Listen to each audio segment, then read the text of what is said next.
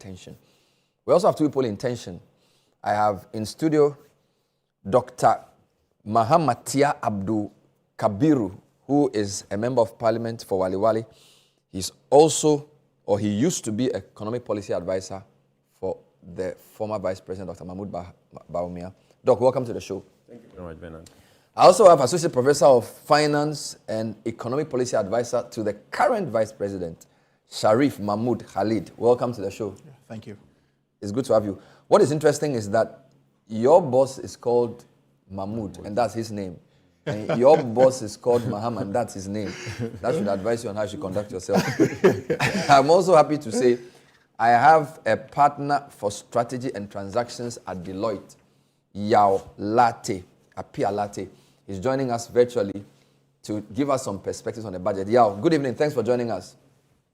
Yes, good evening, Bernard, and good evening to your viewers. I know you have a big day tomorrow with your own post-budget analysis. So I'm going to start off with you. Why do you guys take the budget so seriously? I mean, you in particular, every time a budget is ready, you work overtime, putting all the all the charts in place, do big presentations. Of all the things the government does, why is the budget so critical? Yeah, so thank you very much. So we've been doing this for well over 10 years or so. And we do this to help our clients first and foremost, and also help with government policy. And I think lastly is our corporate social responsibility. So the man walking on the street would like to understand the budget in a language that they are so used to.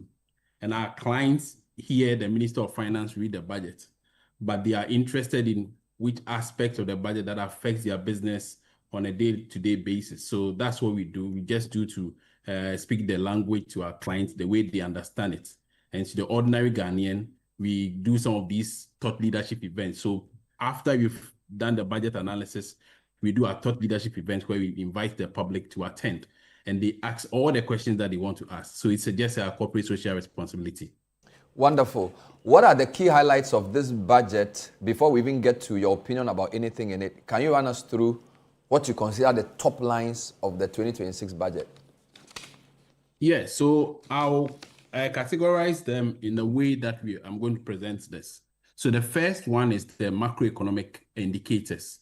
So as you know, the first 9 months of the year has seen some impressive development on the macroeconomic front. So all the information, all the statistics around inflation, exchange rates, GDP growth are summarized in the first part of the budget. Then we look at strategic development or strategic programs that the government intends to implement. And so some of the programs we had in the manifesto of the government before, of the party, of the NDC party before they became a government, some of them are being operationalized. So the first budget that was presented, a lot of it were highlighted, but in this budget, they are seeking to operationalize them. So talk about 24-hour economy, talk about the big push agenda, talk about Nkukon Kitten, among others. This is the budget that seeks to operationalize them. Then we saw some interesting development in the budget that was presented by the Minister of Finance early part of this year, which is like the budget of the government at the time, where they had taken out or removed about 7 tax handles.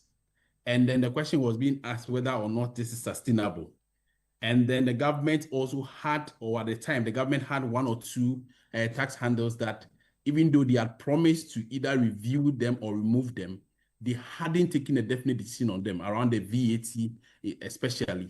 So this budget also gave an opportunity for government to also, having done all the consultation, give us a clear policy direction around their VAT and how they intend to implement it.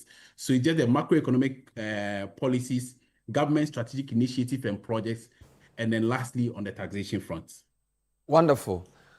When you look at the key figures in terms of targets for 2026, does anything jump at you at all? Are there any targets that are overly ambitious or underwhelming if you look at what the government wants to do for next year? I think if you ask me, they are all achievable. And in a sense that if you have achieved GDP in the first half of a year, your GDP growth about 6.3, and then you are projecting end of 2026 to achieve about 4.8. And even the year that you are in, that you are around 6.3%, your target is about 4%, and you are only increased by 0.8 percentage points in next year. I think it's just something that you can achieve. Same thing with the budget deficit, with strict governments going through this strict scrutiny of expenditure. We expect that the budget deficit that they have projected, which is still under the 5% fiscal responsibility cap, they will still be able to achieve it, particularly with the headmaster in the room, the IMF being around. So I think a lot of the policy and target, and as well as inflation. So inflation target for next year is 8% plus or minus 2. Inflation reported for October is 8%. And we have achieved the single digits far ahead of what we even projected for the year, because we project to end the year at about 11.7. As at October, we've achieved 8%. And we are projecting 2026 to end at 8%. I think these are not ambitious targets. They are targets that are achievable, except maybe we are not disciplined in one or two areas, then we may miss some of these targets. Do you think he's deliberately setting low targets so that he will say he's done well? So because as we speak, he has 4.8 months of import cover. He's aiming for only 3 months end of next year. As you rightly said, he's growing at 6.3 this year. He's aiming at ending the year next year at 4.8. Is he deliberately setting weak questions so that come December 2026, you say, I overachieved? Is that what Atuforsen is trying to do here? I think government is also being mindful of some initiatives. And a very good example is capital expenditure. So when I go through the presentation, you realize that in terms of expenditure allocation, for the first time in about 5 or 6 years, capital expenditure has gone over and above the 13 percentage point mark. So capital expenditure in the last 5 or 6 years, capital expenditure between 11 to 13%. This time, government is projecting an ambitious amount of allocation of about 19%, approximately 20% to capital expenditure. What that means is that government is likely to spend a lot more in 2026.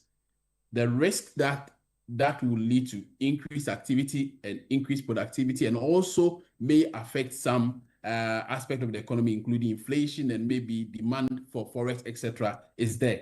So government is not just setting targets that it may not be able to achieve. It's also being mindful of the fact that this time, because they are being accused of not spending, they are going in big and they are going to spend a lot more. And based on that, they know that if they are not disciplined in 1 or 2 areas and do not set certain targets right, it will just be ambitious, because you can't spend on one hand and expect to achieve inflation or achieve certain parameters on the other hand. So they are just be mindful. But I feel that they could have set some aggressive targets as opposed to what we are seeing here, because I think they are moderate as opposed to being aggressive. So let's pause on the targets and the macro performance, take comments from the studio, and I'll come back to you on some policy initiatives. So, Professor Khalid, when I looked at the targets as put out there, they seem very achievable. And as Yao is saying, it seems as if Atu is trying to manage expectations, because he's growing at 6.3, yet he's saying next year you grow at 4.8. Yeah. Meanwhile, he's telling us he's going to do economic growth stimulating policies like the big push and stuff like this. It's a bit funny. Yeah. And also he's having inflation of 8% already, and he says he's going to maintain it at 8. Yeah. He has almost 5 months of import cover. He's aiming at only 3. So you look at it and you wonder whether he's deliberately sort of, So what are your thoughts on that for your starters in the studio? Well, Bernard, thank you very much, and happy to be here with you again, and thanks to your good evening to your cherished listeners out there. What Minister Forsen is basically trying to do is what I call, to sum it in one word, is prudence. Prudence is what he's doing, pure and simple. We're trying to spare the numbers, but to have a real achievement of what could reflect on the pockets and lives of the people, what would attract investors.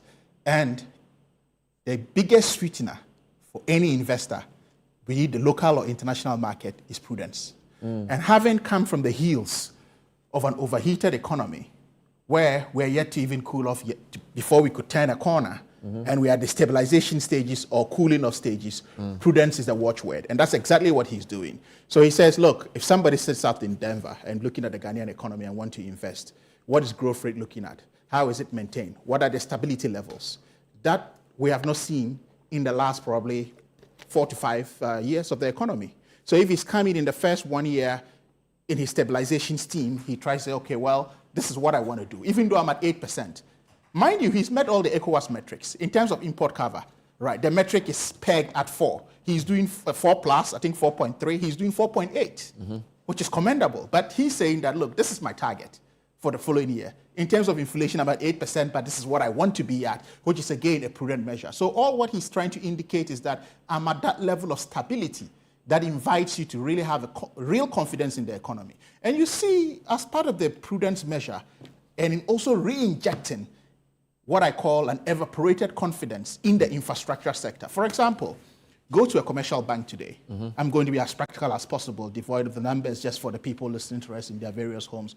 When you go to a commercial bank today for a loan or a facility, as a contractor, back in the day, GOG projects was a cash cow. Today you go, they don't want to listen to you. So what it tells you is that the infrastructure sector has lost a certain level of confidence. So what big push and other big ticket items on the budget is doing is that it's re-injecting that confidence. Because at the end of the day, in my ex-life, when I used to advise other governments and agencies, what I tell is when a budget is read, follow the money. So if the investor community and the commercial banks, et cetera, are trying to follow the money, they see a reflection of it. Okay, big push, 30 billion has been allocated. Mind you, there's something we need to do, a comparative analysis of what happened in the previous budget. The allocation that was put in. You know, we had a whole brouhaha, this X amount of money that has been put to big push, that's woefully inadequate. We explained that this was going to be for preparation measures, among others. What has happened is that that allocation, majority of it is still existent in terms of spending. So it tells you a certain level of prudence. 30 billion has been voted to big push again. So that is a continuity and investor confidence, stability and prudence that Minister Forson is preaching. Okay. So yes, it's all about prudence of the Mahama, Nana Jane, Opoku, Ajuman, Forson economy. So what is prudence? Prudence. Dr. Mahama, what are your thoughts on the target set in view of what has been achieved so far? Well, so thank you very much, and then good evening to my brother, and good evening to you and to the good people of Wale. Bernard, the finance minister gave us some targets. Those targets would have to be informed by what the finance minister was able to do in 2025. If the finance minister set certain targets in 2025, including expenditure allocation, and missed more than 50% of those particular targets, the finance minister setting a new target in 2026 would give me questions as to whether or not, irrespective of how realistic those figures may seem, whether they are achievable. Otherwise, unless of course the finance minister is explaining to me that in 2025, those figures those targets that were set were not realistic, and that he's being realistic. One of the targets that I think that the finance minister will labor to achieve is the revenue target. The finance minister is expecting to do more than he did this year in terms of revenue. And he's telling us that this year he's going to rake in a lot of revenue. He's planning to do some 268 billion, which constitutes about 16.8% of GDP. When the finance minister ended this year with 11% of GDP. Basically, a 6% jump cannot be realistic for me. Looking at that number, the finance minister cannot do a 6% to GDP increase in revenue. Much more so when the finance minister is taking away a very relevant tax handle, the COVID-19, which estimated gives us about 3.7 billion. And as a third quarter, it gave the finance minister 2 billion in the budget. Okay. So the finance minister is basically taking away 2 billion direct. And if you look at the performance of the tax in 2025, the direct tax did not do so well as based on target. And now the finance minister only hope is to ensure that value-added tax is rationalized and the rates are going to reduce. If rates are going to reduce, maybe he's thinking that compliance will improve to bring in more revenue. Or he's thinking that digitalization, as he calls it, will bring in. But you see, since the time of Avle, we've been doing tax compliance and we've been trying to seal tap loopholes. But yet, compliance hasn't done enough. And the only way the finance minister will receive this particular target on revenue is for our finance minister to come with supplementary budget, either to increase taxes or to cut down the expenditure. So for me, once the revenue is not performing, it means that the expenditure will not perform. Clearly, if you are not able to do, if I cannot clearly see how you are going to work on the revenue for the revenue to succeed, I don't see how expenditure. Let me just give you a quick point of information. So as you rightly said, he's budgeting 268.1 billion revenue. If you compare his revenue targets for each of the subsectors, it seems as if taxes on income and property is where his biggest jump will come from. He had budgeted 93.7 in 2025. He now wants to do 115.4, a 23% jump. He also wants to do 23% jump in international trade taxes, import duties. So those two alone seem to be, and then there's a category called others, where he wants to jump from 10.7 to 14.4. So by point of information, those are the three areas: income and property tax, international trade tax, and others. That's where he wants. But continue your point. Yeah, so basically, if you look at what happened in 2025 and the fact that the minister failed to meet the revenue target, and it's now even coming to take away an important tax handle, COVID-19, and still giving us assurance that he's going to get more revenue. You don't see how that's going to happen? I don't see where the government is going to get the revenue from. Wonderful. The assurance that they are going to do compliance has been there. The assurance, even in the last budget, as a matter of fact, it is contained in that particular last budget that they are going to ensure compliance. In fact, mid-year, he said he wanted to move his office to the port. You get it? So it's been there. But still, despite that assurance, the finance minister could not meet the revenue target. Now, he's now promising the same thing, and now saying they are going to ensure compliance, and they want to meet the revenue target. Look, one or two things will happen by mid-year. The finance minister will revise the targets down, and we take note of that. The finance minister will revise the targets down, or the finance minister will come to introduce more taxes in order to meet the revenue, the expenditure. We'll come to the expenditure when we are discussing expenditure. And I think that the allocations are so unrealistic because you allocated 51 billion to 51 million to Women Development Bank. You could not fulfill that. This year you are promising 104 million. 401 million. You promised 100 million to a Jimawura program. You could not fulfill that. This year you are promising another 100 million. You promised 100 million to, 1 million coders program. You didn't fulfill that. This year you are promising 100 million. You are now promising additional 100 million for the fight against Galamsey. You are promising even more, for the, he promised what we call the Teacher Deborah Initiative.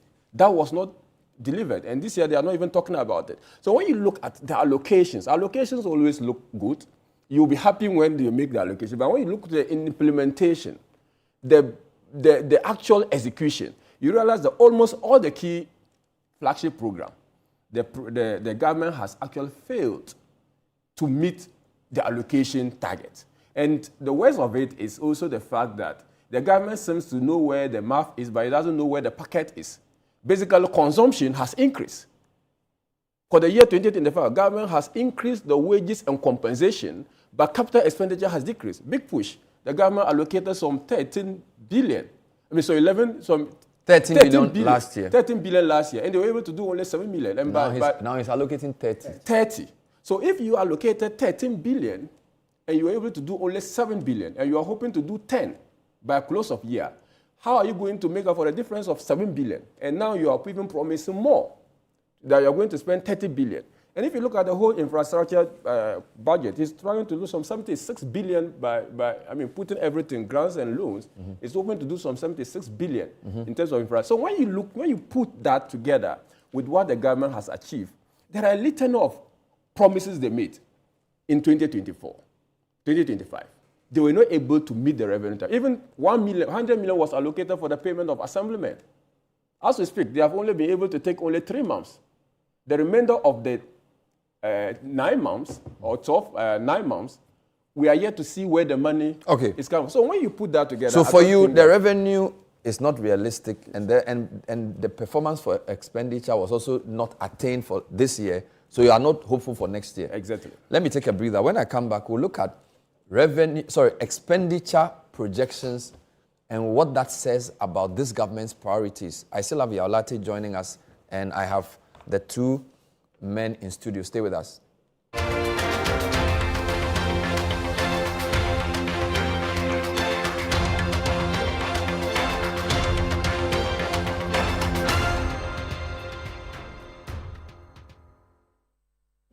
matter where we wander, Africa always calls us home.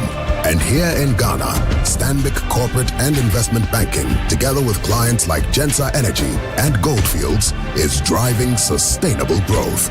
The transition from fossil fuel to cleaner energy is quite imperative for the growth of a continent that we call home.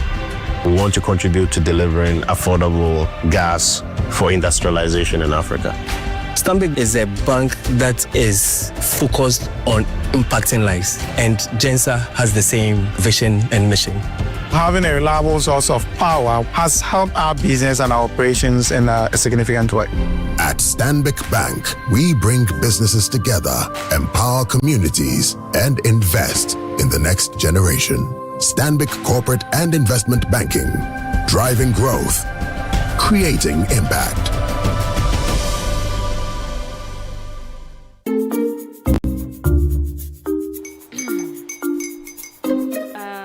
Kwame and his uncle are almost here.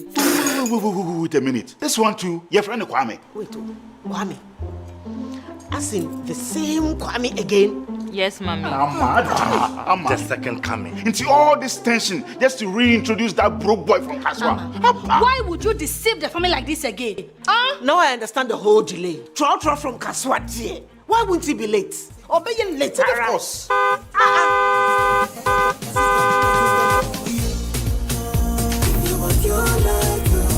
Stop 712 hush, stop 712 hush. You go be the luckiest. Copy from Georgia be luckiest. From not the block, she be luckiest. Yeah, you go be luckiest. No matter why you're lucky. Everybody go be that luckiest. That's Kwame! Send your God up boom. If you put it toy, so would the coming of the Son of Man be. Is that his car? Dial star 712 hash. Choose your ticket. Enter your lucky number. Follow the prompts and let destiny handle the rest. This promotion is regulated by the NLA on the Caritas platform.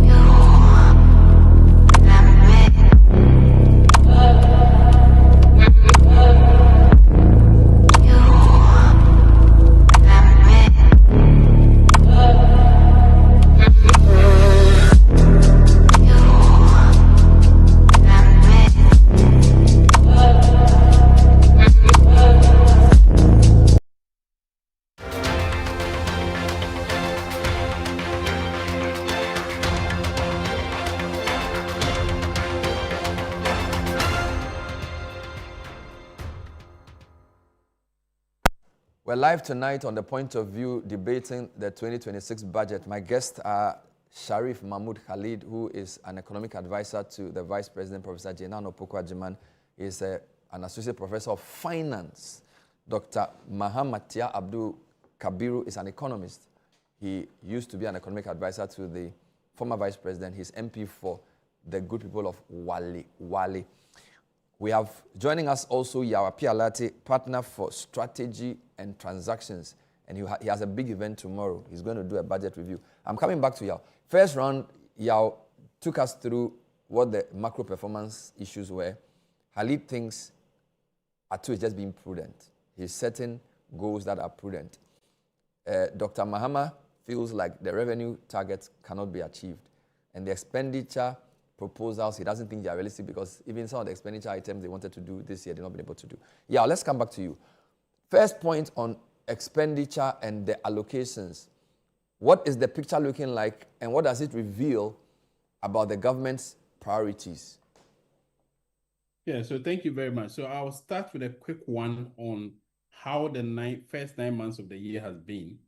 So if you look at expenditure pattern, there was an underspend of roughly 6.7%. And a significant underspend cut across all the expenditure handles. First is interest payment, underspend of 7.8%. grants and subsidies 17.3%. Social benefits remain flat. And capital expenditure, there was an underspend of 36.9%. And then lastly, use of goods and services, an underspend of 10.7%.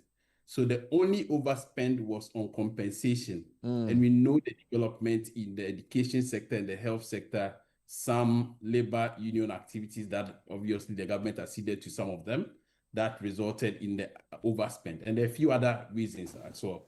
But if you see the trend, you realize that government was largely managed their expenditure pattern with a level of scrutiny, particularly the capital expenditure. So for you to record an underspend of 36.9% for capital expenditure, that's remarkable.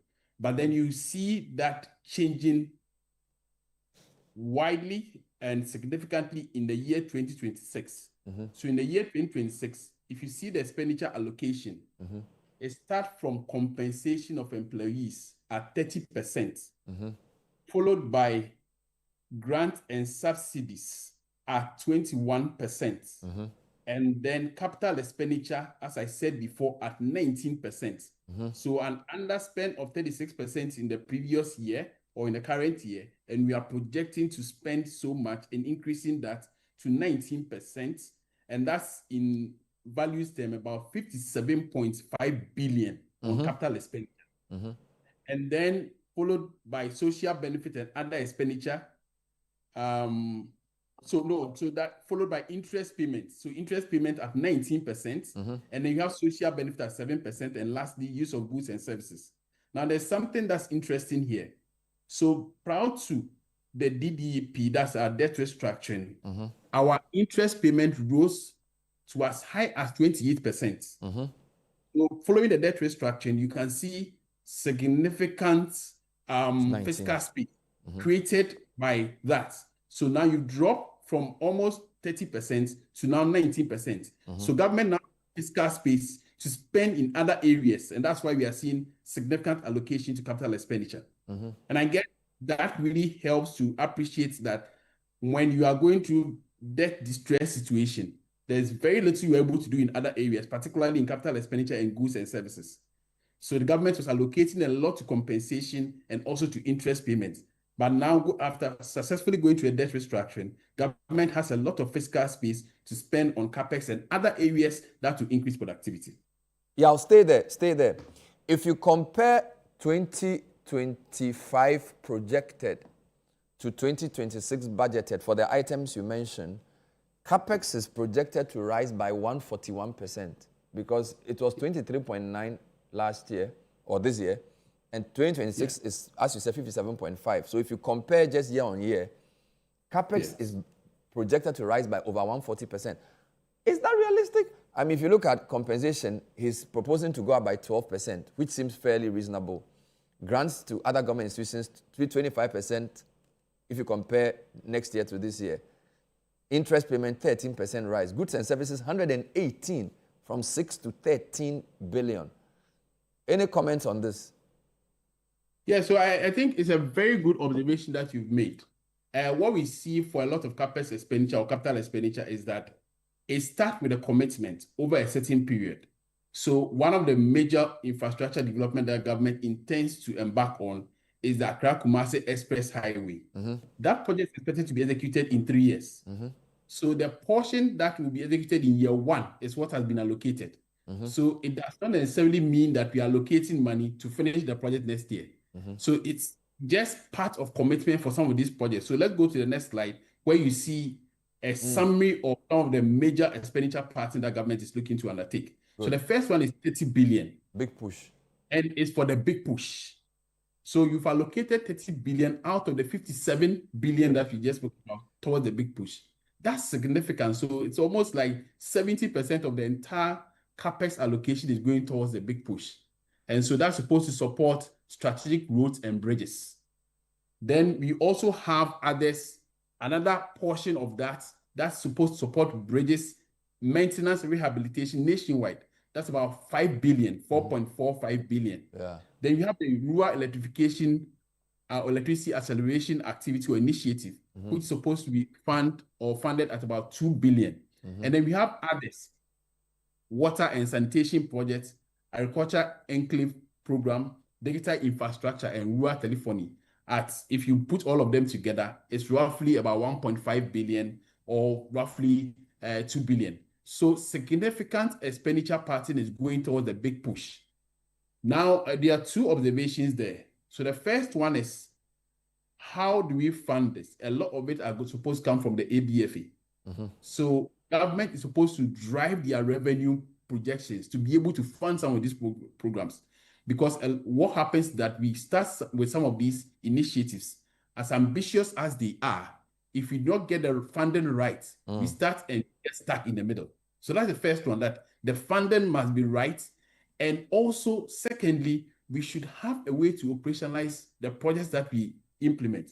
So first is, I like the fact that it's instructive that government is seeking to establish a department that's responsible for value for money. So we should not just implement projects or spend money because we have money to spend. We should spend money on things that are adding value to the GDP.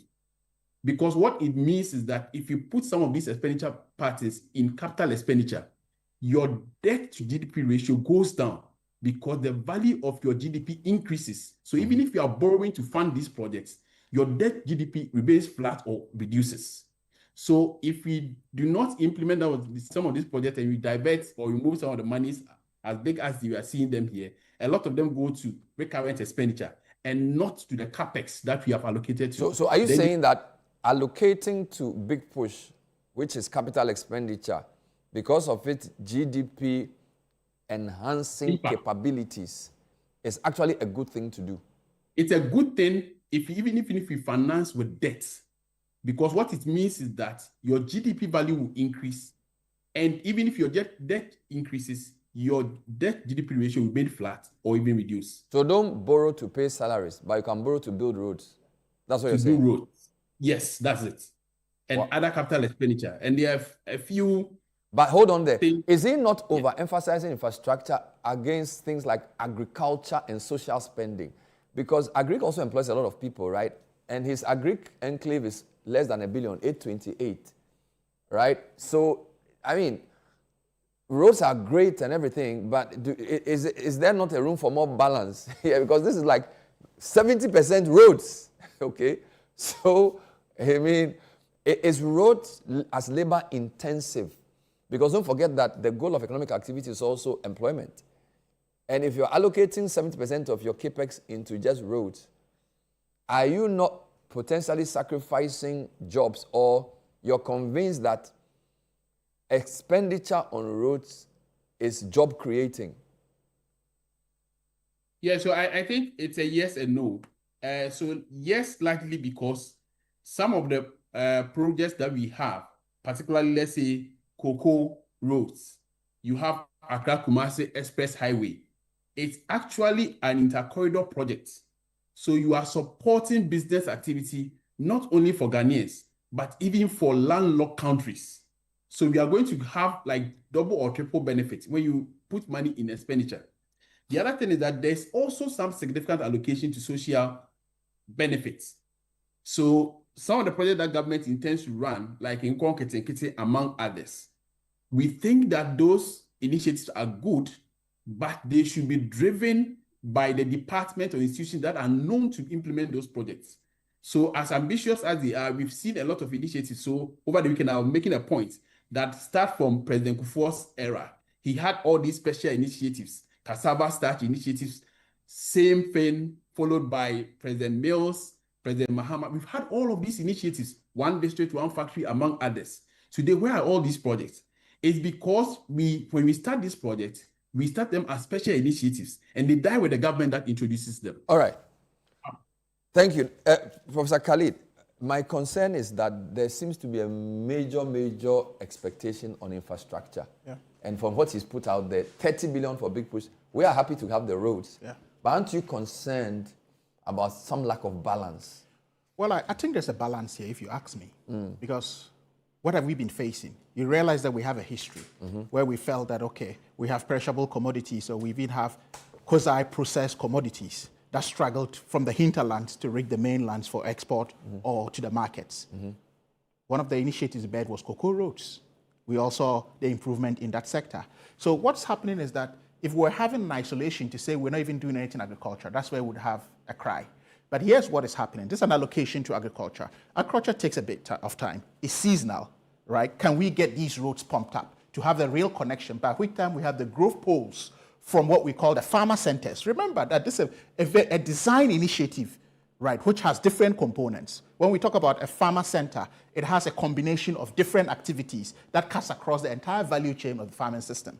And that's what this aims to do.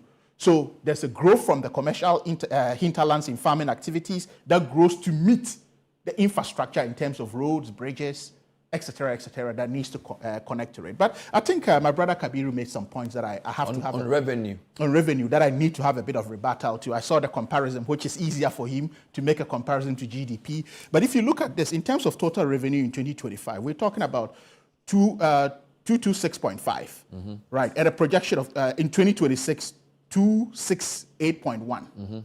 Then a change in that would give us 4.6. Now, that is total revenue. In terms of tax revenue, we are talking 181.6. 2026, 268.1 with a change of 86.5. So this, in absolute terms, what does it tell us? I'm going to be contextualized here in terms of the dealings we're looking at. He's talking about whether we can meet the targets or not.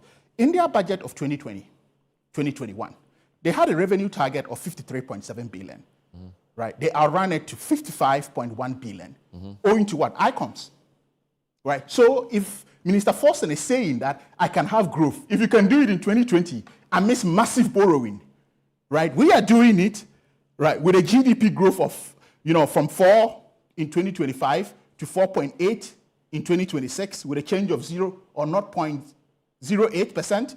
We are doing it with an inflation of 11.90 in 2025 compared to 8%.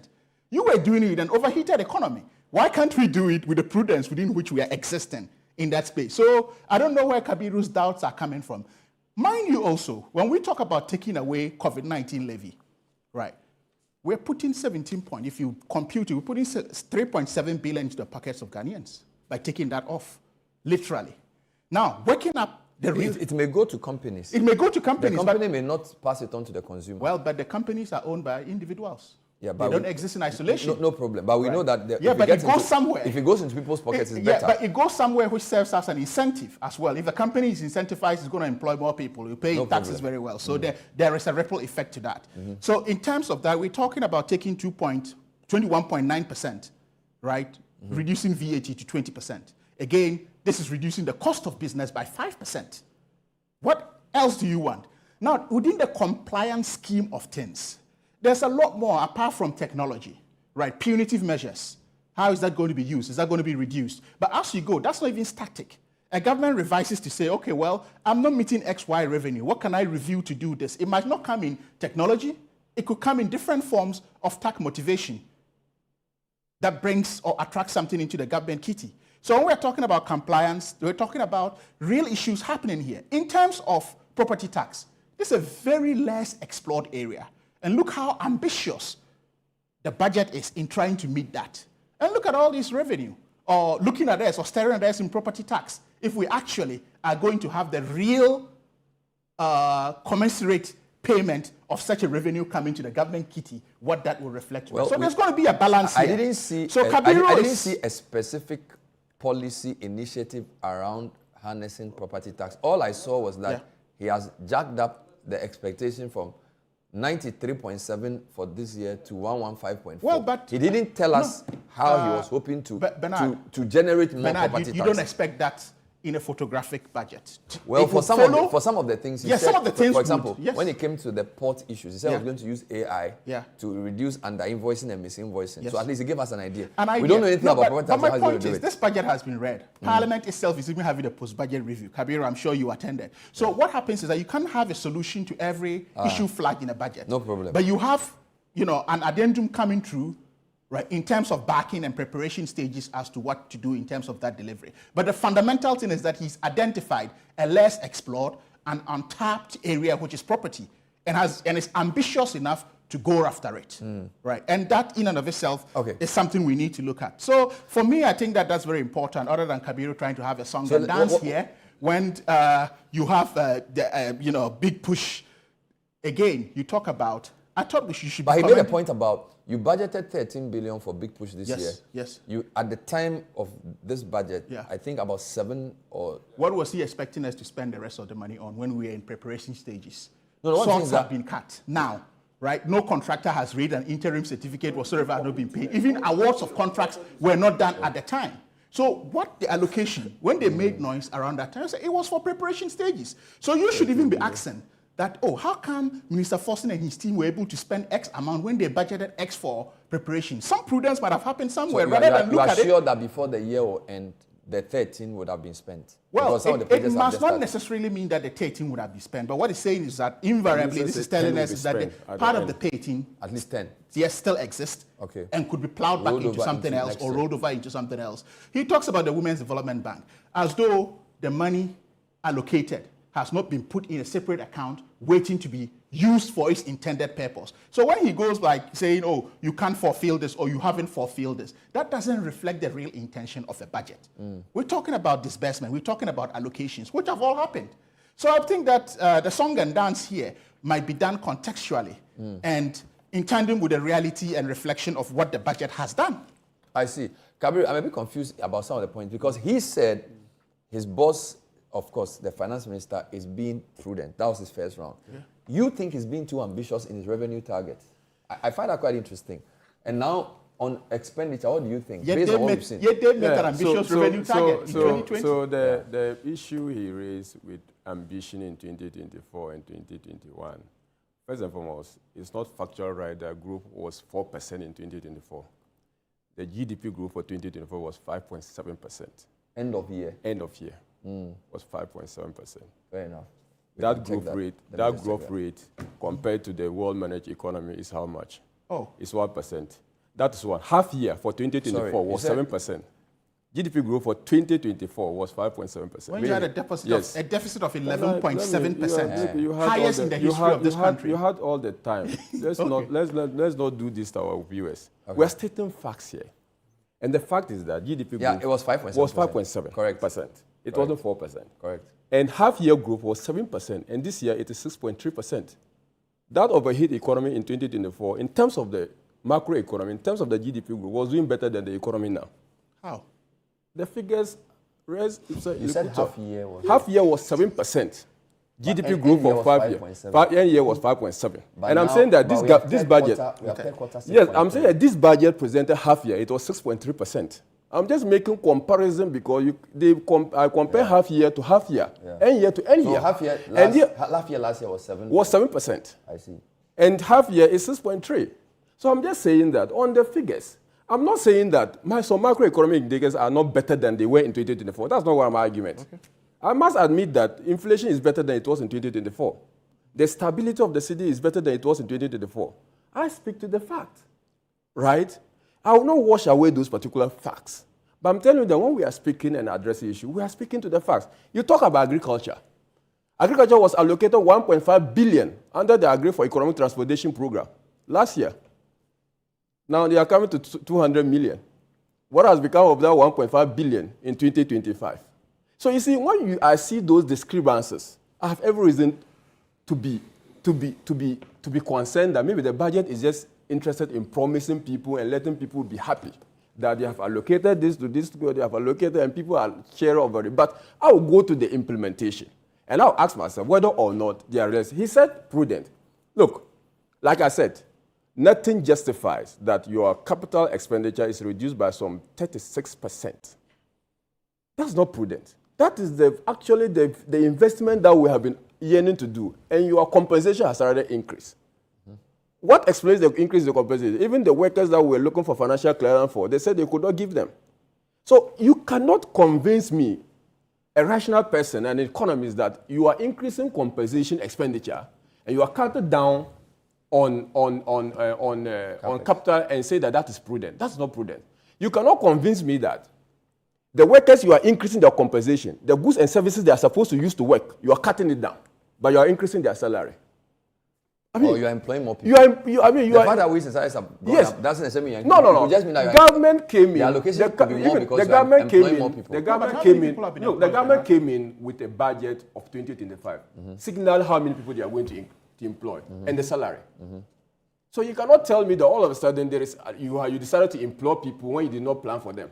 No, I'm saying that if the expenditure on compensation goes up, it could mean either you are paying the same people more or you are employing more people. And I'm saying that the government came in 2025 with a budget of how many people they were going to recruit and the salary.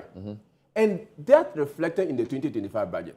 So to find that budget be more than it was budgeted means that it's either allowances that have been increased for those people or they are paying them more than they budgeted. Or maybe organized labor. Organized labor, we are all in this country. Organized labor was asked to sacrifice. And they were given 10% base pay increase. It was factored into the budget. So that expenditure overrun on the compensation, what does it signal to you? It signals that maybe probably the ADC's allowances that they have increased without recourse to probably the discussion, because DCs who were taking some 5,000 are now taking over 30,000. That probably explains it. For 2025? 2025. Is that correct? That probably explains it. Then let's establish that figure of the 5,000 I am telling you that. Let's verify it from your production team. Yeah, so they can verify that. They can verify that. I don't have issue with that. So that can be done. So you see, and you again mentioned an important point, property tax. You cannot tell me you want to increase a certain revenue without giving me an indication how you want to fulfill that. And he says that, every bit of it you cannot expect to have photographic view of everything in the budget. Why did the minister tell us that he wants to increase duty? And he's telling us how he's going to increase. As a matter of fact, I'm coming from a discussion on the measures he wants to improve on the tax. The contracts he wants to sign, some of them are international contracts which require parliamentary approval. And from that discussion, that will give him comfort. Okay, that probably is addressing this matter. But you cannot just say that you want to jam property without telling us how you want to do it. Remember, the discussion about property rates didn't start today. It did not start today. We have done this particular analysis. There was even an implementation team. It didn't kickstart because of certain challenges. Differences between the local government and the GRA and central government. Those differences are there. Is it going to activate that system? We need to know. Okay, but just to clear, each assembly member is receiving 1,300 cedis as their monthly allowance. Exactly. And with the current release, each assembly member was entitled to 2,600 Ghana cedis. That's for 3 months. 2 months. Yes, 3 months. It's 1,300. Yes, so it's for 2 months. So that means that about even 10 months, in fact, we are actually in the 10th month. So let's say about 8 months haven't been paid. You get it? So that is the nature of the expenditure. Well, so for me, I don't see it as one thing. We must admit the government revenue is not performing. And once your revenue is not performing, you must begin to cut down your expenditure. And when you are cutting down expenditure, it doesn't show prudence. Unless, of course, you are saying that you are not prudent in budgeting. You get it? If you are prudent in budgeting, then it means that everything you have stated in your budget is something that will help your economy to grow. Okay. Now that you are coming back to cut on those particular expenditures, it means that you actually put irrelevant, superfluous, or frivolous things in the budget. And now you are now realizing, I don't think that's why the government is not spending. I think the government has not met the revenue target. Half year, the government came. Look, and I'm even more skeptical about the revenue target because in half year, they introduced D-levy, Dumsor levy. They increased growth and sustainability levy. They actually imposed new taxes, even in 2025. But this year, they are not imposing any new tax per their own statement. Contrary to, they are actually removing the COVID-19 levy. When you impose taxes and you still fail to meet your revenue target, now you are telling me that I'm not going to increase any tax. I'm actually taking away another tax. Okay. But wanting me to believe that it is not fiscal prudent. Let me take a short breather. Yeah. When I come back, I'll continue with the discussion. I have more coming up. I'm going to look at tax proposals. This is the point of view. We're looking at the 2026 budget. My guests in studio and Yawapi Alate also joining us virtually. Stay with us.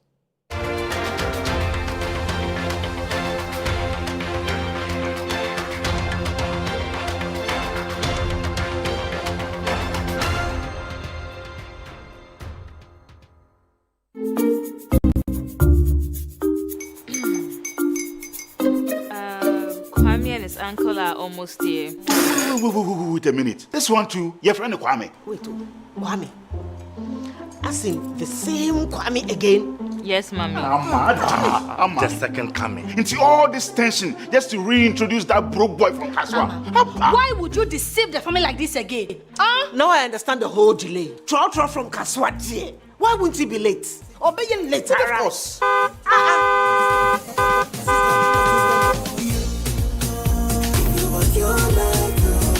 Star 712 hash, star 712 hash. Yeah, you go be the luckiest. Copy from Georgia be luckiest. From Natepia, cause she be luckiest. Yeah, you go be luckiest. No matter why you're luckiest. Everybody go be the luckiest. That's Kwame! Send your God the apple boom. If you put it at all, so would the coming of the Son of Man be. Is that his car? Dial star 712 hash. Choose your ticket. Enter your lucky number. Follow the prompts and let destiny handle the rest. This promotion is regulated by the NLA on the Caritas platform. When malaria strikes your home, it strikes everything. No more endless worry because of malaria. Fight malaria back with Vegetem. Vegetem is effective, safe, and fast-acting against malaria. Vegetem tablets stays effective right to the very last tablets. Vegetem is also available in suspension for children.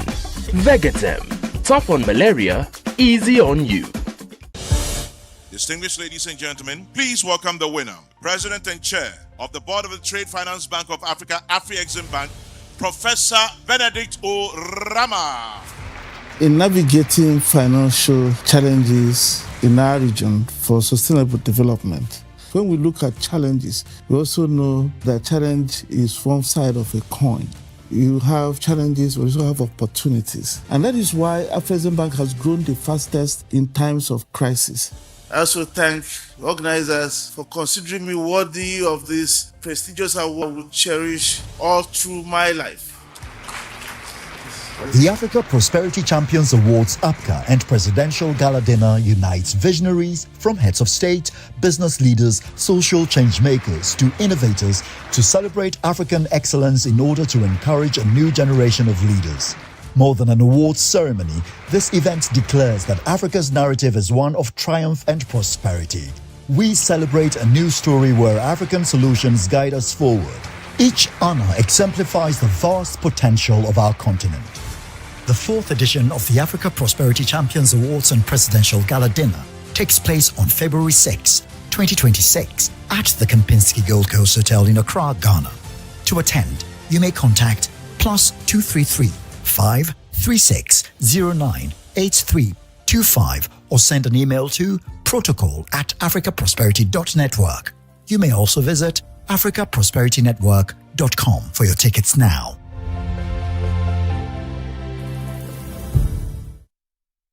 Papa no no, papa no no, papa no no, papa no no, papa no no, Ankasa.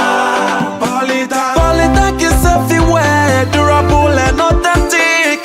Stronger brand you can trust. Polytank, we get some more Rambo and get some more super. And the Polytank we did. Polytank, papa no Ankasa.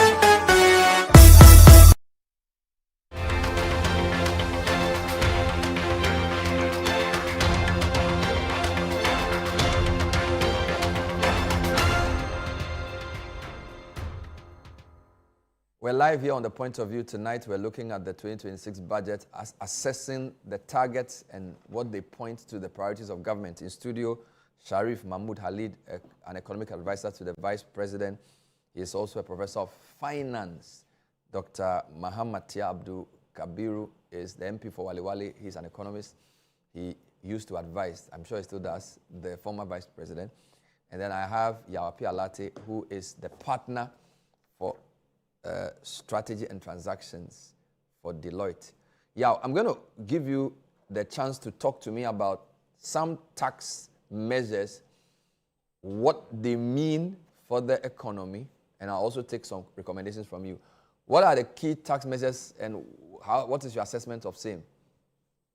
Yeah, so thank you very much. I think over the years, and based on our pre-budget survey, some of the sentiment that have been expressed by business and the general public has been that every budget introduced new taxes, and that's something that brings a lot of uncertainty in the business community. So for the first time in so many years, we've seen a budget that has not introduced a new tax. So that's commendable. And I guess on the back of that, we is providing some certainty to businesses. So what we have said when some of the tax handles were removed in the previous budget, that how is government going to plug that gap that is created? And so there were lingering issues around VAT. So there's some clarity now. So the first one is that the COVID-19 levy of 1% has been repealed or is going to be removed, because you know that levy had a sunset clause. We shouldn't be charging COVID levy when there's no COVID. So the sunset clause has passed, and yet we are still levying or excising that levy. And the second one is a reduction of the effective VAT rate from 21.9% to now 20%. So you know that effectively our value-added tax is around 21.9%. Part of that 21.9% is not claimable, like you cannot claim it. But now government has introduced a situation where you can claim or non-deductible. So there are VAT that you can deduct. Previously, what a lot of business were doing was that if I am not able to deduct that portion of the VAT, I'll pass on to consumers. So it reduced the pass-through effect. So apart from the reduction in the VAT rate, there's also the non-deductibility factor which has been addressed. But the challenge is, across sub-Saharan Africa, VAT is between 12.5% to 15%. So yes, we have seen some reduction, but I think the reduction compared to our peers, we could have done better. Operating a VAT at 15%, when we go to Sierra Leone and other places, they call it GST. So the sales tax, they call it. It's between 12.5%, others 15%. Ghana at 20% is still too high. Then increments in the VAT registration rate. I think that's the second point I will mention, or the last point I'll mention here. You know, previously when we set the threshold, we said if you have business and your sales around 200,000, you register for VAT. It's too low. Over time, if at the time we set at 200,000, it was the equivalent of $50,000 if you're using a uniform currency. Today, that 200,000 the equivalent of $20,000. So what it means is that we are still roping in businesses that are micro and small businesses. They do not have that money to be excising VAT and be doing the administrative cost. So if you increase the threshold from currently 200,000 to 750,000, then you are moving it to medium and large scale businesses who have the funds to run through or manage the administrative cost of excising or managing that VAT. So that's a very good thing. And I guess these are some of the conversations that we can have going forward. One thing... Quick point, what does the decoupling of the... What does the abolishment of the decoupling of Get Fund and NHI levy mean? Because I think that's significantly different from the COVID one, right? Yes. Does it also reduce how much tax we pay? Yeah. So it will not reduce it. What it means is that you will still pay your VAT, you still pay your Get Fund and NHI levy. But previously, what the government said was that it is non-deductible. So let's put it simply. Today, if this law is enacted, your VAT or your VAT is at 20%. Your NHIL plus Get Fund levy as 5%. So if the VAT is at, let's say, 15%, your NHIL and then COVID and then Get Fund and Get Fund levy takes you to 20. Now that 5%, previously the government was saying you cannot claim it through your input and output VAT calculation. What it meant was that it's a cost to you as a business owner. So you end up passing it to the consumer. Now, government is saying that whole amount, that 20%, is a VAT. You can claim it. So if you have paid another 20%, and then you have also charged someone 20%, you can net the two off. So if you have paid off 20% as VAT, and you have also charged somebody, if you have paid $100 at VAT, and you have also charged $200 at VAT or 200 Ghana cedis at VAT, you can net up the two, and then the net of 100 is what you are supposed to account for. Previously, that portion of get fund and NHIL levies were not deductible. So it means there is a cost or an expense to a business. I see. So when you took the tax measures overall, would you say they are positive for the economy or negative? I think it's positive largely. One, because it provides certainty, which is one of the basic cardinal principles of taxation. When businesses are not certain what is going to happen, they are not certain if you are not going to introduce new taxes, and then businesses are now going to calibrate their system. So if the VAT had increased from where it was 21.9 to 25%, what it meant was that business that had implemented system would now have to calibrate it, change it, bring in new equipment to do that. That's an administrative cost. So that certainty is good. The second thing is also the removal of the COVID levy, which a lot of businesses from our budget survey have always complained about, that we shouldn't be charging COVID levy when there's no COVID. And then the decoupling measure. The decoupling measure is also very good and helpful because the pass-through effect has been minimized. I guess going forward, what we should do is, previously we had challenges passing tax laws on time, and government having a stronger majority in parliament. What it's good is that it's going to help them pass or pass this relevant laws after the tax has been approved or after the budget has been approved. The appropriation bill must be passed as early as possible so that business benefits, because we are just getting to the beginning of the end of the year. So by January, if a lot of these laws have been passed, the operating bill has been passed, the relevant enactment has been enacted and approved and accented, then business can start benefits as early as possible. But generally, I think we've created some very good tax conditions. What I've said here is that, look, our VAT is still too high. And I also want to say that our tax to GDP ratio of between 13 to 14% is still low compared to our peers like Kenya, compared to our peers like Nigeria, and then compared to our peers like Ivory Coast.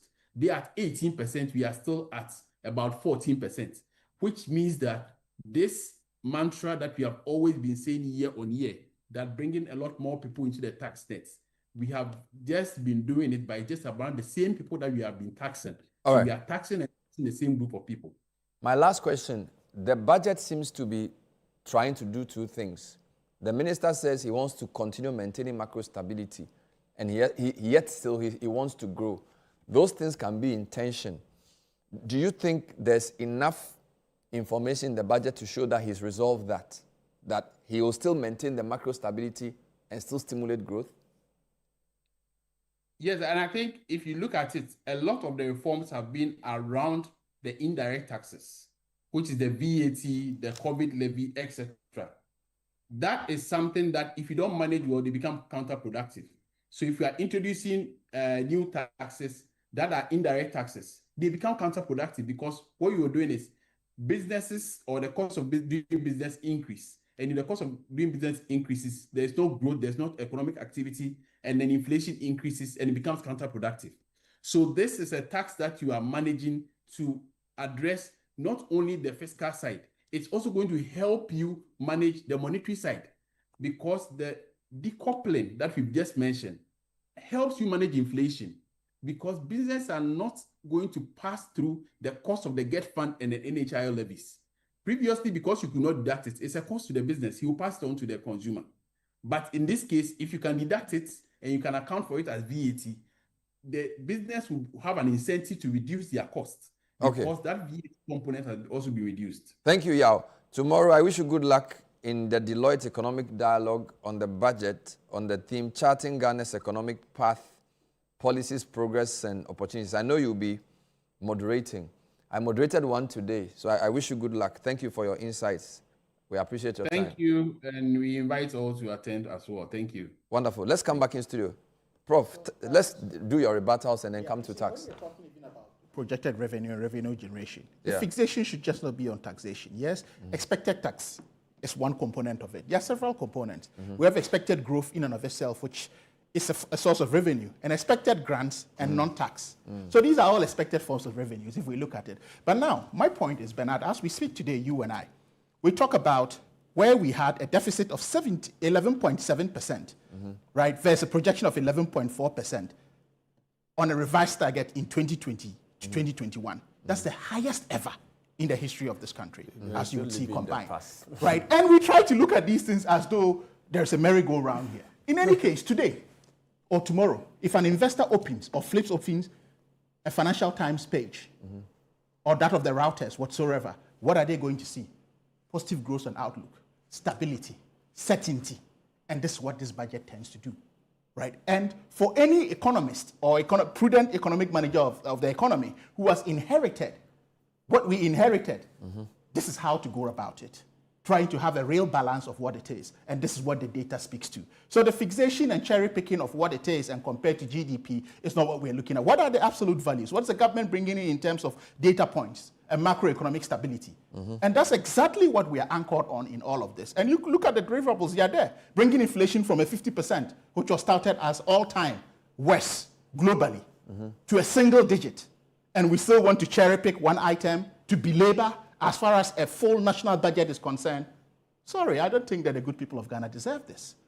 Right, so let's have a comprehensive, prudent engagement on what we are doing rather than the cherry picking of what it is and what is not. I'll come back to you on the issue of stability versus growth. I think that's the real question for the budget. Quick thoughts from you, Kabiru. Yeah, so it's unfortunate that my friend is still living in the past. We are having a budget to discuss, 2025, 2026. It's okay to make reference to the past, what performance had been done by the previous government. It's okay.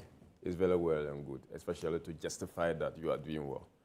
But when in attempt to do that, you need to be candid to the group of Ghana. Inflation was not brought from 54% by you to 8%. It was not done that. But when you present it that way, inflation was not brought from 50% by you to 8%. It was around 20. Exactly. No, but I told you, I didn't say we brought it from 50. No. We are communicating. I said it was. No. You have to have 50% all-time Can worst. we continue? And today you is said this. that there's this fixation. Why are you trying to hide under the cover of that? There's this fixation on percentage to GDP, and that we should look at absolute values. I'm surprised my brother is asking me, how can we compare when you are looking at absolute values?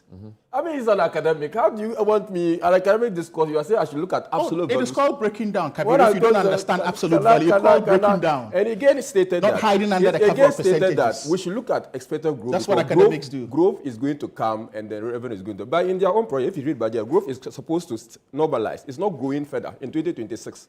If you read the budget, but this year growth is not a this year growth is going to be better than 2026 from their own budget.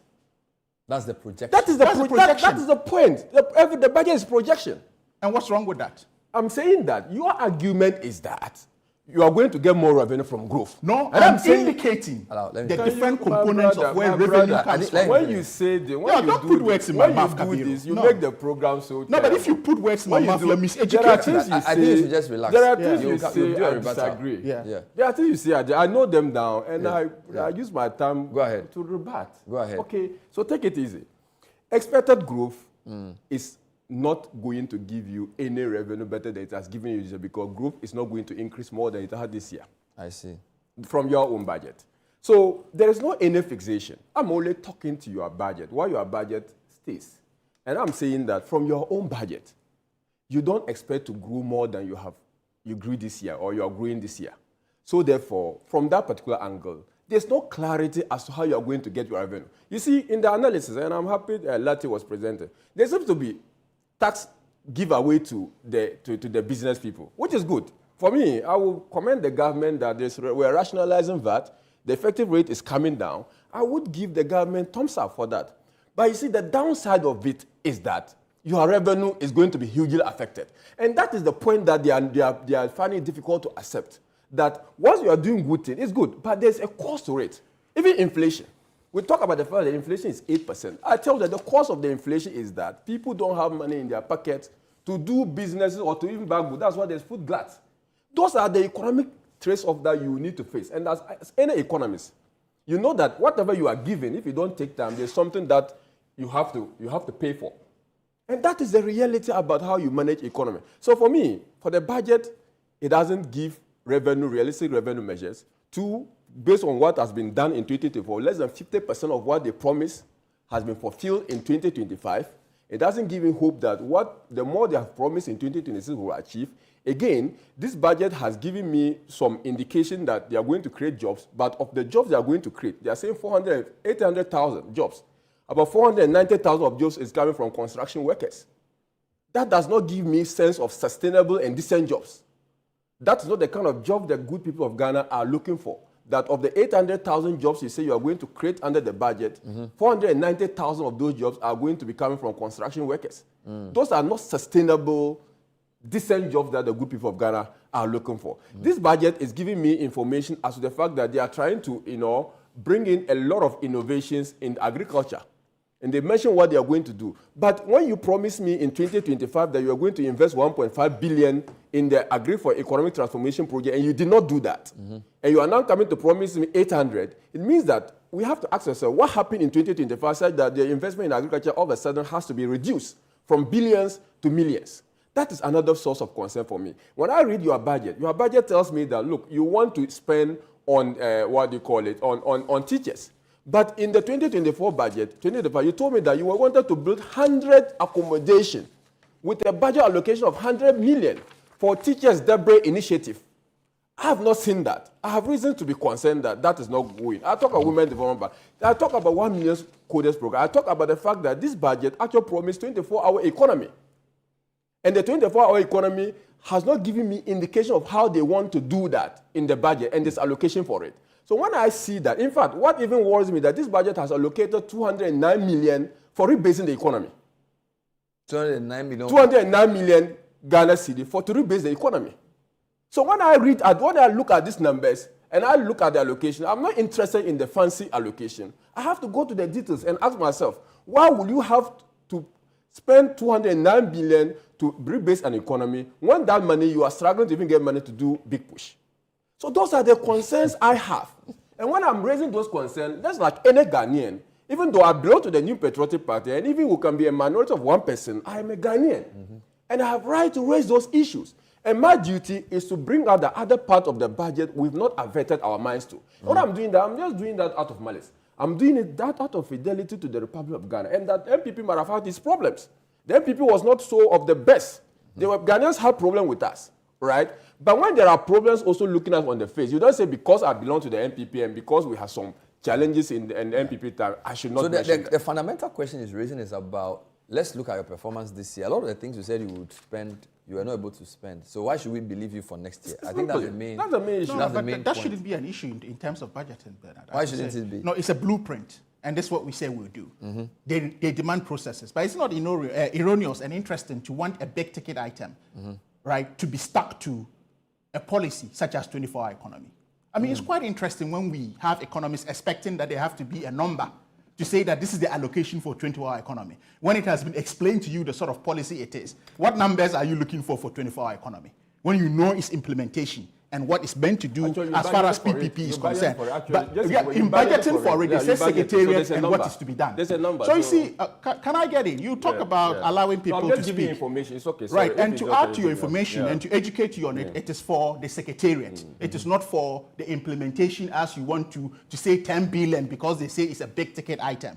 So please try to appreciate what the 24-hour economy policy is before you start demanding. That's what parliamentarians do in trying to have real fidelity to the people of Ghana. Right? You don't mislead, you don't miseducate. Right? And in doing this, what I mentioned about revenues, I didn't say growth, but if growth is being maintained, it's a good thing. Right? But why does if any government of the day, in any economy, in any nook and cranny of the world, meets a revenue target within a first quarter, or Q1, Q2, or Q3, is that not miraculous? Right? It's a process. Right, and we're humble enough to sit back and say, look, what can we do? But I emphasize, which the partner at EY or Deloitte also did emphasize, we are saving in terms of COVID-19. Taking it away does not mean that we are losing something. You see, when you look at taxation, tax has a human behavioral element. Right? When you take off a nuisance tax, right, it rather has a way of growing itself back into the economy instead of creating a certain level of compliance and incentives that it allows for. Look, we said that we are putting, 3.7 billion into the pockets of people, which you argue could be businesses, but invariably it translates into that. In terms of cost of business, reducing it by 5%. These things has a way of drawing back revenue back into the economy in terms of compliance systems and what comes back in the savings that are being made and extra spendings that could come. So how could you say that we are not meeting revenue targets because of X, Y, Z? In terms of trying to also eliminate this, and this is what academics do, I was having a broader education of what revenue expectation could be And that's why I brought in expected growth. Okay. And if that expected growth is stable, in and of itself, it's healthy, right? And this is what academics do, right? So Bernard, for me, fundamental things I'm going to leave here is this. Show me an NDC budget, right, with an 11.7% deficit. You can't. But the MPP in 2021 budget showed one. The MPP added 44.9 billion debt in 1 year. No government in Ghana's history has done this. The MPP introduced more taxes in 2001 alone than the NDC did in the entire 2016 budget, if you look at it, right? So what are we talking about here? You look at also GDP terms. They left 7.61% of debt to GDP. What are we talking about? So if we are talking about these things and you want to cherry pick and say X, Y, Z is happening, right? Can't we even commend the government? Imagine out of the ashes of a domestic debt exchange program. We're doing all of these things. And people still want to cherry pick under the cover of fidelity to the state. We need a real definition of what fidelity to the state is. Just a quick point. And what parliamentarians owe their people. Some people feel the Accra-Kumasi Expressway is not necessarily a priority because there's already a road that could be expanded. Yeah. You're convinced that it's something the government should be doing? Well, Bernard, there's a certain character of national budgets. And I like to make jurisdictional comparisons sometimes to, as it may elucidate some of the issues that we face. In every budget, there's an ambitious project. Just as in Britain, when you see the HS2 project, which is a super railway that they have had for some time now looking at. I'm not saying it's the best of the best, but this is our ambitious project, right? When you have a super highway, right, in terms of what it can do in connectivity, as you would know, it is a major nodal point to most of the border cities up north, as you would see. So if we're going to create that sort of super highway, why not? It may be ambitious in and of itself, but trust that, again, as we said, we're looking at domestic borrowing to do this. I've always had that. We've done this before, and we can always do it under our government. Look at the airport, how it was funded. Terminal 3 is what I'm referring to, and how it's paying itself off. So we've done it before. We've been there. It is ambitious, we must admit, but it's good to have an ambition as a sweetener to every national budget. Let me take the last word. As I did compared to the HS3 Let me take the last word from Dr. Muhammad. Well, so I'll just stay to the issues raised. He said that 24-hour economy was budgeted for the Secretariat. But in their budget, paragraph 1132 states, Mr. Speaker, to unlock round-the-clock productivity, exports, and decent jobs under the 24-hour economy, we are providing an allocation of 110 million. If 110 million is for Secretariat, it's good for the group of Ghana to design that 110 million is for the Secretariat of 24-hour economy. Why I read this? It's not for Secretariat. Unless, of course, the good people of Ghana are okay that 110 million of the Ghanaian cedi is allocated for 24-hour economy Secretariat. The budget speaks for itself. I will not impugn. I think they said it will be private. I think yes, said it will be private sector. This is why I said the programs and the economy will be private sector finance. So the financing is not for the allocation. programs. The allocation. No, but the budget is clear. Yeah, the allocation is for the operations. They are looking for implementing. This is clear, unless of course we are reading something different. So what does implementing mean? Implementing means implementing. So if you have a secretariat, your mandate is to implement. So it's 110 million for secretariat. I want to take your words. If you are saying 110 million is for secretariat, I'll take your words. Does the secretariat not implement? What is the function of the secretariat? Implementation by secretariat. No. So what is the implementation? They continue. And they're saying that we are providing an allocation of 110 million in 2026 for the implementation of 24-hour economy program. This will be leveraged with, give and DBG and private sector capital to keep financing largely. An investment. So it's an investment. It's an investment. When they say I don't know. Did they break it down? Let me break it down. I don't when know. When they say an allocation to an implementing agency, what does it's it mean? It's not an agency, it's a program. No, when I say I don't know. It's not. It's a program.